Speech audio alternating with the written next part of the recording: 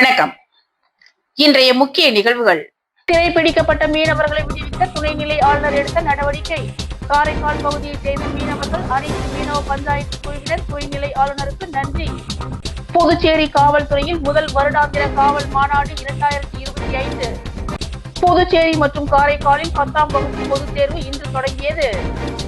அமைச்சருக்கு எதிராக அவதூறு போஸ்டர் ஒட்டியவர்கள் மீது நடவடிக்கை எடுக்க வேண்டும். என்ஆர் காங்கிரசார் பெரியகடை போலீசில் புகார். இனி விரிவான நிகழ்வுகள். காரைக்கால் பகுதி மீனவர்கள் அனைத்து மீனவ பஞ்சாயத்து குழுவினரோடு புதுச்சேரி துணைநிலை ஆளுநர் கைலாசநாதனை ஆளுநர் மாளிகையில் நேரில் சந்தித்து நன்றி தெரிவித்தனர். எல்லை தாண்டி மீன் பிடித்ததாக இலங்கை அரசால் கைது செய்யப்பட்டு அண்மையில் விடுவிக்கப்பட்ட காரைக்கால் பகுதியை சேர்ந்த மீனவர்கள் அனைத்து மீனவ பஞ்சாயத்து குழுவினரோடு துணைநிலை ஆளுநர் கைலாஷ்நாதன் அவர்களை ஆளுநர் மாளிகையில் நேரில் சந்தித்து சிறைபிடிக்கப்பட்ட மீனவர்களை விடுவிக்க அவர் எடுத்த நடவடிக்கைகள் அனைத்திற்கும் நன்றியை தெரிவித்துக் கொண்டனர்.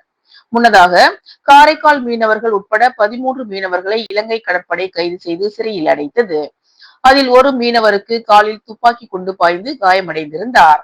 அவருக்கு முழுமையான மருத்துவ சிகிச்சை அளிக்கவும் கைது செய்யப்பட்ட மீனவர்களை உடனடியாக விடுவிப்பதற்கான நடவடிக்கைகளை துரிதப்படுத்தவும் மத்திய வெளியுறவுத்துறை அமைச்சகம் மற்றும் இலங்கையில் உள்ள இந்திய தூதரக அதிகாரிகளை தொடர்பு கொண்டு துணைநிலை ஆளுநர் கேட்டுக்கொண்டார். அதன் அடிப்படையில் மத்திய அரசு மேற்கொண்ட துரித நடவடிக்கை காரணமாக மீனவர்கள் விடுவிக்கப்பட்டனர். அதனைத் தொடர்ந்து விமானம் மூலமாக சென்னை வந்து சேர்ந்த மீனவர்களில் காலில் குண்டு அடிபட்ட மீனவரின் மருத்துவ சிகிச்சைக்காக சென்னையில் உள்ள பிரபல தனியார் மருத்துவமனையை நேரடியாக தொடர்பு கொண்டு காயமடைந்த மீனவருக்கு உயர்தர மருத்துவ சிகிச்சை அளிக்க ஏற்பாடு செய்ததையும் மற்ற மீனவர்கள் தங்களது சொந்த ஊருக்கு செல்ல ஏற்பாடு செய்ததையும் நெகிழ்ச்சியோடு நினைவு கூர்ந்து துணைநிலை ஆளுநருக்கு நன்றியை தெரிவித்தனர்.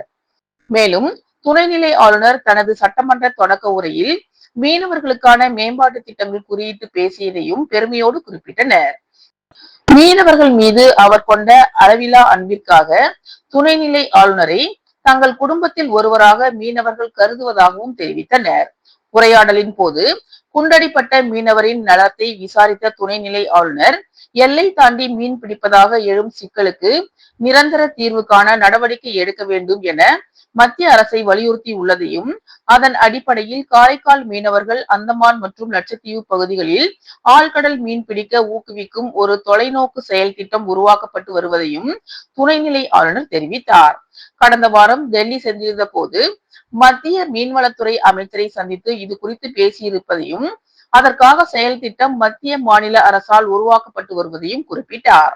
அது மட்டுமல்லாமல் காரைக்கால் பகுதியின் வளர்ச்சிக்காக பல்வேறு திட்டங்களை அரசு செயல்படுத்த இருப்பதையும் மீனவர்களின் நீண்ட நாள் கனவு திட்டமான ஸ்மார்ட் மற்றும் ஒருங்கிணைந்த மீன்பிடி துறைமுகம் அமைக்க PMMSY திட்டத்தின் கீழ் 130 கோடி ரூபாயை மத்திய அரசு நிதி ஒதுக்கி இருப்பதையும் அது விரைவில் காரைக்கால் மீனவ மக்களுக்கு அர்ப்பணிக்க உள்ளதையும் எடுத்து கூறினார்.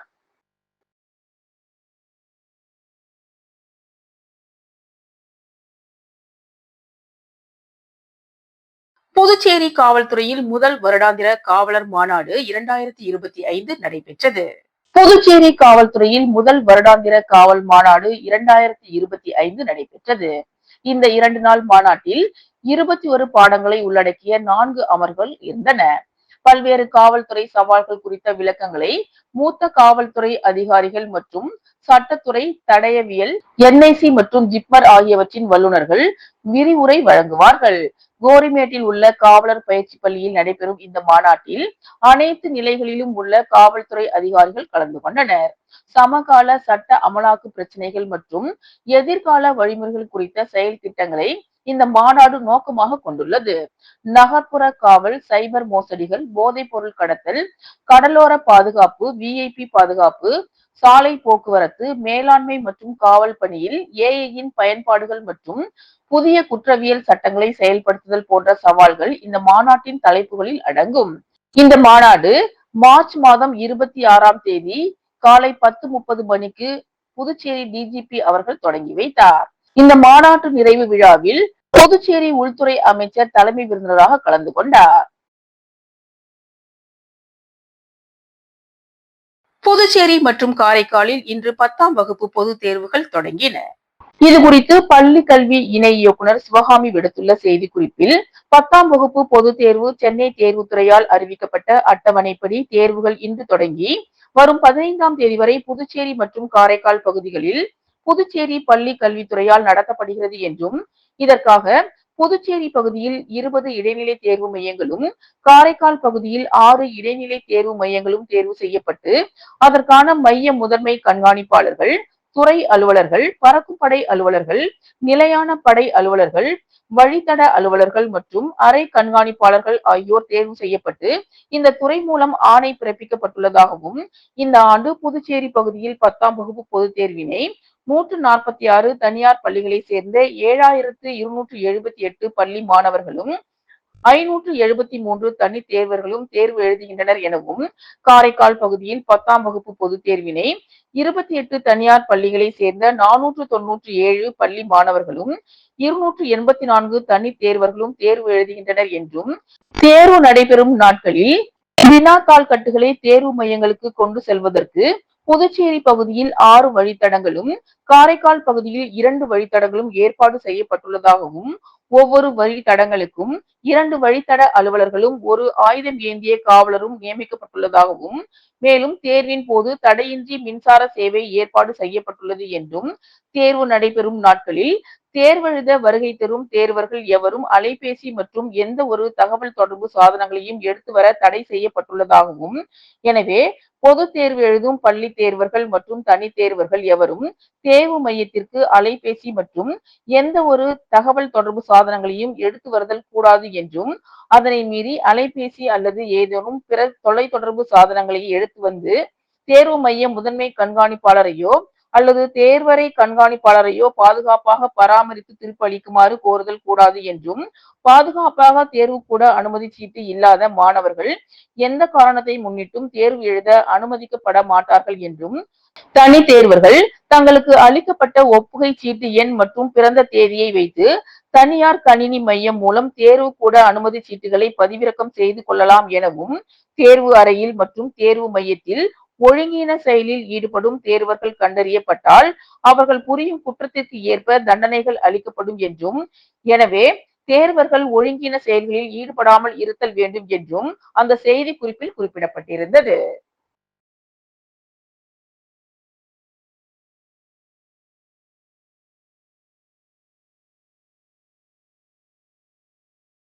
ஒதியம்பட்டு ஸ்ரீ சத்குரு மகான் வண்ணார பிரதேசி சுவாமிகள் ஆலயத்தில் தேய்பிறை பிரதோஷத்தை முன்னிட்டு பூஜைகள் நடைபெற்றன.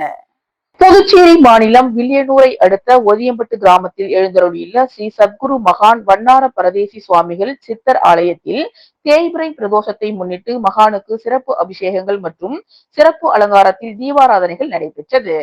இதில் மகானுக்கு பால் தயிர் இளநீர் சந்தனம் விபூதி பன்னீர் பழங்கள் பஞ்சாமிர்தம் தேன் அபிஷேகத்தூள் உள்ளிட்ட பல்வேறு திரவியங்களால் அபிஷேகம் செய்யப்பட்டது. இதனைத் தொடர்ந்து மகானுக்கு கலச நீர் அபிஷேகம் செய்யப்பட்டு மகா தீபாராதனை காண்பிக்கப்பட்டது. இதில் சுற்று வட்டாரத்தை சேர்ந்த திரளான பக்தர்கள் கலந்து கொண்டு சுவாமி தரிசனம் செய்தனர். மேலும் பூஜையில் கலந்து கொண்ட பக்தர்கள் அனைவருக்கும் அன்னதானம் வழங்கப்பட்டது. நிகழ்ச்சிக்கான ஏற்பாடுகளை ஆலய நிர்வாக அதிகாரி வர்க்குணம் ஆலய அர்ச்சகர் முத்து உபயதாரர் முருங்கப்பாக்கத்தை சேர்ந்த சந்திரசேகரன் குடும்பத்தினர் சிறப்பாக செய்திருந்தனர். அமைச்சருக்கு எதிராக அவதூறு போஸ்டர் ஒட்டியவர்கள் மீது நடவடிக்கை எடுக்க வேண்டும் என என்ஆர் காங்கிரசார் பெரிய கடை போலீசில் புகார் அளித்துள்ளனர். பொதுப்பணித்துறை தலைமை பொறியாளர் தீனதயாளன் காரைக்காலில் லஞ்சம் வாங்கும் போது சிபிஐ அதிகாரிகளால் கைது செய்யப்பட்டு சிறையில் அடைக்கப்பட்டுள்ளார். துறை அதிகாரி லஞ்சம் வாங்கியதற்கு பொறுப்பேற்று அமைச்சர் பதவி விலக வேண்டும் என காங்கிரசார் போர்க்கொடி உயர்த்தியுள்ளனர். அமைச்சர் லட்சுமி நாராயணன் வீட்டை முன்னாள் முதலமைச்சர் நாராயணசாமி தலைமையில் காங்கிரசார் 100க்கும் மேற்பட்டோர் முற்றுகையிட்டு போராட்டத்தில் ஈடுபட்டனர். இந்நிலையில் லட்சுமி நாராயணன் பதவி விலக வலியுறுத்தி புதுவை முழுவதும் போஸ்டர்கள் ஒட்டப்பட்டுள்ளது. இதற்கு என்ஆர் காங்கிரஸ் ராஜ்பவன் தொகுதி நிர்வாகிகள் கண்டனம் தெரிவித்துள்ளனர். தொடர்ந்து அவர்கள் பொதுப்பணித்துறை அமைச்சர் மீது அரசியல் காழ்ப்புணர்ச்சியோடு பொய் புகார் மற்றும் அவரின் பெயருக்கு பங்கம் விளைவிக்கும் வகையில் அவதூறு பரப்பி போஸ்டர் ஒட்டியவர்கள் மீது நடவடிக்கை எடுக்க வேண்டும் என பெரிய கடை போலீசில் புகார் அளித்துள்ளனர். கூனிமுடக்கு அருகே வழுதாவூர் சேரன் நகரில் எழுந்தருளியுள்ள ஆதி கைலாசநாதர் தியான திருக்குடிலில் தேய்பிறை பிரதோஷ வழிபாடு நடைபெற்றது. புதுச்சேரி மாநிலம் கூனிமுடக்கிலிருந்து காட்டேரிக்குப்பம் செல்லும் பாதையில் தமிழக பகுதியான வழுதாவூர் சேரன் நகர் பகுதியில் எழுந்தருளியிருக்கும் ஆதி கைலாசநாதர் தியான திருக்குடிலில் நேற்று மாலை தேய்பிறை பிரதோஷ வழிபாடு நடைபெற்றது. முன்னதாக சுவாமிக்கு பால், தயிர், இளநீர், சந்தனம், விபூதி, பஞ்சாமிர்தம், பன்னீர் உள்ளிட்ட பல்வேறு திரவியங்களால் அபிஷேகம் செய்யப்பட்டது. தொடர்ந்து உலக நன்மை வேண்டி நடைபெற்ற கூட்டு வழிபாட்டில் திரளான பக்தர்கள் கலந்து கொண்டனர்.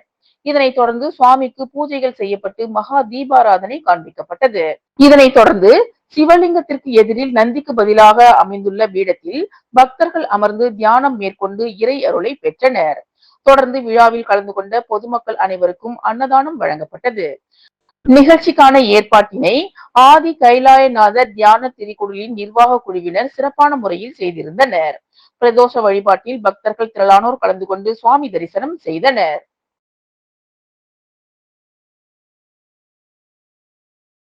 பெரிய காட்டுப்பாளையத்தில் இயங்கி வரும் தி PSBB மில்லேனியம் பள்ளியின் கிண்டர் கார்டன் கிராஜுவேஷன் விழா வெகு சிறப்பாக கொண்டாடப்பட்டது. பெரிய காட்டுப்பாளையத்தில் இயங்கி வரும் தி PSBB மில்லேனியம் பள்ளியில் பள்ளி நிறுவனர் பத்மஸ்ரீ OG பார்த்தசாரதி அவர்களின் நல்லாசியுடன் கிண்டர் கார்டன் கிராஜுவேஷன் தின விழா 27/3/2025 அன்று விமர்சையாக கொண்டாடப்பட்டது. பள்ளியின் முதல்வர் திருமதி நா. மகாலட்சுமி அவர்கள் தலைமையில் விழுப்புரம் அரசு மருத்துவக் கல்லூரி பேராசிரியர் டாக்டர் தேவிஸ்ரீ அவர்கள் சிறப்பு விருந்தினராக வருகை புரிந்து குத்து விளக்கு ஏற்றி விழாவினை தொடங்கி வைத்தார். நிகழ்வின் துவக்கமாக கடவுள் வாழ்த்து பாடி அதனைத் தொடர்ந்து பள்ளி முதல்வர் சிறப்பு விருந்தினரை பாராட்டி கௌரவப்படுத்தினார். இசை, நடனம், சரிவு நடை ஆகிய கலை நிகழ்ச்சிகள் மூலம் குழந்தைகள் தங்கள் திறமைகளை வெளிப்படுத்தினர். நிகழ்ச்சியில் பங்கு கொண்டு தனது திறமைகளை வெளிப்படுத்திய குழந்தைகளை பாராட்டி பேசிய சிறப்பு விருந்தினர் பாலர் வகுப்பு மாணவர்களுக்கு பட்டமளித்து விழாவினை சிறப்பித்தார். பெற்றோர்களும் ஆசிரியர்களும் பெருந்திரளாக கலந்து கொண்டு விழாவினை கண்டுகளித்தனர். மாணவர்கள் நன்றி உரை வழங்க தேசிய கீதத்துடன் விழா இனிதே நிறைவு பெற்றது. திருவேணி நகர் அருள்மிகு ஸ்ரீ திரிபுர சுந்தரி உடனுரை ஸ்ரீ திரிவேணீஸ்வரர் ஆலயத்தில் தேய்பிறை பிரதோஷ வழிபாடு நடைபெற்றது. புதுச்சேரி மாநிலம் வில்லியனூர் சட்டமன்ற தொகுதிக்கு உட்பட்ட வி. மணவழி திருவேணி நகர் பகுதியில் அமைந்துள்ள அருள்மிகு ஸ்ரீ திரிபுர சுந்தரி உடனுரை திருவேணீஸ்வரர் ஆலயத்தில் தேய்பிறை பிரதோஷ வழிபாடு நிகழ்ச்சி வெகு சிறப்பாக நடைபெற்றது. முன்னதாக சுவாமிக்கு பால், தயிர், இளநீர், சந்தனம், விபூதி, பஞ்சாமிர்தம், பன்னீர், பழங்கள், அபிஷேகத்தூள் உள்ளிட்ட பல்வேறு வாசனை திரவியங்களால் அபிஷேகம் செய்யப்பட்டது. இதனைத் தொடர்ந்து சுவாமிக்கு பூஜைகள் செய்யப்பட்டு மகா தீபாராதனை காண்பிக்கப்பட்டது. தொடர்ந்து பிரதோஷ நாயகர் உட்பிரகாரம் வலம் வருதல் நிகழ்ச்சி நடைபெற்றது. இதில் பக்தர்கள் திரளானோர் கலந்து கொண்டு சுவாமி தரிசனம் செய்தனர். விழாவில் கலந்து கொண்ட பொதுமக்கள் அனைவருக்கும் அன்னதானமும் வழங்கப்பட்டது. நிகழ்ச்சிக்கான ஏற்பாடுகளை அறங்காவலர் குழு மற்றும் திருவேணி நகர் பக்த அன்பர்கள் சிறப்பான முறையில் செய்திருந்தனர். புரட்சியாளர் அம்பேத்கர் அவர்களின் திருவுருவ சிலையை வெண்கல சிலையாக மாற்றி தழுவது தொடர்பாக புதுச்சேரி யூனியன் பிரதேச மாணவர்கள் கூட்டமைப்பு சார்பில் முதலமைச்சர் மற்றும் அமைச்சர்களுக்கு கடிதம் ஒன்று அனுப்பப்பட்டுள்ளது. புதுச்சேரி ஆதி திராவிடர் மற்றும் பழங்குடியின நலத்துறை சார்பில் புதுச்சேரி முதலமைச்சர் அவர்களுக்கு கடிதம் ஒன்று அனுப்பப்பட்டுள்ளது. அந்த கடிதத்தில் புதுச்சேரி மாநில சட்டப்பேரவை அருகில் உள்ள புரட்சியாளர் அம்பேத்கர் அவர்களின் திருவுருவ சிலை மிகவும் பழமை வாய்ந்த சிலையாக உள்ளதை தாங்கள் அறிவீர்கள் என்றும், இந்த சிலையை சுற்றியுள்ள பகுதிகளில் செடி, புத்து, புதர்களுடன் காணப்பட்டதால் இந்த பகுதியை சீர் செய்து தர வெண்கல சிலை அமைத்து தர கடந்த 2024ஆம் ஆண்டு டிசம்பர் மாதம் 5ஆம் தேதி அன்று பொதுப்பணித்துறை பொறியாளர் அவர்களுக்கு தமது சார்பில் மனு அளிக்கப்பட்டதாகவும், தமது அமைப்பின் நியாயமான கோரிக்கையை ஏற்று பொதுப்பணித்துறை தற்போது சிலை அமைந்துள்ள பகுதியை மேம்படுத்த முடிவெடுத்துள்ளதாக தமது அமைப்புக்கு துறை சார்பாக தகவல் தெரிவித்துள்ளதாகவும், ஆனால் ஏற்கனவே இருந்த புரட்சியாளர் ஐயா அவர்களின் திருவுருவ சிலையை மாற்றி வெண்கல சிலையாக மாற்றுவதற்கு உத்தரவு வரவில்லை என்ற செய்தி அறிந்ததாகவும், தற்போது அமைக்கப்பட்டுள்ள புரட்சியாளர் அவர்களின் சிலை பழுதடைந்த நிலையில் உள்ளதை தாங்களும் அறிவீர்கள் என்றும், பலமுறை புரட்சியாளர் அம்பேத்கர் அவர்களின் திருவுருவ சிலை வலது கரத்தில் அணில் கூடு கட்டிய செய்தி கூட பத்திரிகையில் வெளியானதாகவும், தங்களுக்கு இதனை நினைவூட்டுகிறோம் என்றும், புதுச்சேரி பேட்கோ நிர்வாகத்திடம் 2 வெண்கல சிலைகள் உள்ளதாக அறிவதாகவும், வருகின்ற ஏப்ரல் 14ஆம் தேதி புரட்சியாளர் அம்பேத்கர் அவர்களின் பிறந்த நாள். இந்த நிகழ்வில் திட்டமிட்டுள்ளபடி சிலை அமைந்துள்ள பகுதியை அழகுபடுத்தி தருவதோடு வெண்கல சிலையையும் உருவாக்கி தர வேண்டும் என்ற கோரிக்கையை தமது அமைப்பின் சார்பில் கேட்டுக் கொள்வதாகவும் அந்த கடிதத்தில் குறிப்பிடப்பட்டிருந்தது.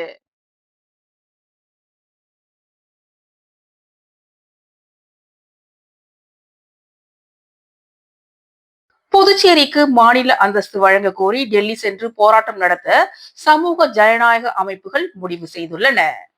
புதுச்சேரிக்கு முழு மானியத்துடன் கூடிய அதிகாரம் பெற்ற மாநில தகுதி வழங்க ஒன்றிய அரசை வலியுறுத்துவது குறித்து அனைத்து சமூக ஜனநாயக அமைப்புகள் இயக்கத்தினர் உருளையன்பேட்டையில் உள்ள திராவிடர் விடுதலை கழக அலுவலகத்தில் நேற்று மாலை ஆலோசனை நடத்தினர். தொகுதி சுயேட்சை எம்எல்ஏவும் மனிதநேய மக்கள் சேவை இயக்க நிறுவன தலைவருமான நேரு என்கிற குப்புசாமி தலைமை தாங்கினார்.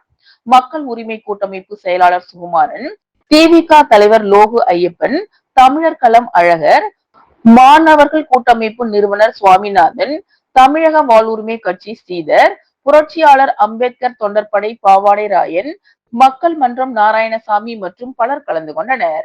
இதில் புதுச்சேரிக்கு மாநில அந்தஸ்து வழங்க கோரி அடுத்த மாதம் இறுதியில் டெல்லி சென்று ஆர்ப்பாட்டம் நடத்துவது என முடிவு செய்யப்பட்டது.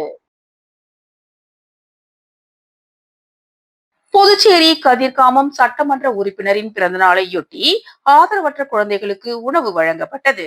புதுச்சேரி கதிர்காமம் தொகுதியின் சட்டமன்ற உறுப்பினர் பிறந்தநாளை முன்னிட்டு ஆதரவற்ற குழந்தைகளுக்கு உணவு வழங்கப்பட்டது. புதுச்சேரி என்ஆர் காங்கிரஸ் இளைஞர் அணி மாநில பொதுச் செயலாளர், புதுச்சேரி கதிர்காமம் தொகுதி சட்டமன்ற உறுப்பினர், என்ஆர் காங்கிரசின் இளைஞர் அணி மாநில தலைவருமான KSP ரமேஷ் அவர்களின் பிறந்தநாளை முன்னிட்டு கிருஷ்ணா நகரில் உள்ள ஜாலி ஆதரவற்ற பெண் மற்றும் ஆண் குழந்தைகளுக்கான காப்பகங்களில் உணவு வழங்கப்பட்டது.